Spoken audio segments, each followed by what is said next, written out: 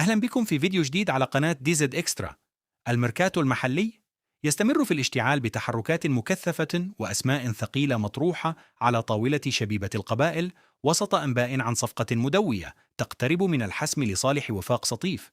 نبدأ من معقل الكناري، حيث تخوض إدارة شبيبة القبائل بقيادة خلية الانتدابات مفاوضات جادة للتعاقد مع عناصر جديدة، وأبرز الأسماء المطروحة حاليا هو اللاعب المغترب زين الدين مشاش، الذي قطع مع الفريق شوطا كبيرا في المفاوضات، وقد يحط الرحال بالجزائر لإتمام الفحص الطبي. كما تشير الأنباء إلى وجود اهتمام بالحوار مع اللاعب الدولي رشيد غزال لتعزيز الخط الأمامي، مع وجود إصرار ورغبة قوية لحسم صفقة أحمد قندوسي لإقناعه بالعودة للدوري الجزائري عبر بوابة الكناري. ومن جهة أخرى وفي بيت النسر السطيفي، يقترب نادي وفاق سطيف من إبرام صفقة نوعية في خط الحراسة، حيث تؤكد المصادر وجود مفاوضات تقدمت بشكل كبير مع الحارس الدولي السابق ألكسندر أوكيدجا، تمهيدا لانضمامه إلى كتيبة الوفاق لتقديم الإضافة بفضل خبرته الطويلة في الدوري الفرنسي.